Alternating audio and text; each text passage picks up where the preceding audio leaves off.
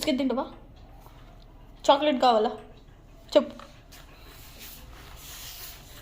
అరే నువ్వు good bye bad boy? నువ్వు అసలు ఏంట్రా? ఇట్రా ఇక్కడ కూర్చో.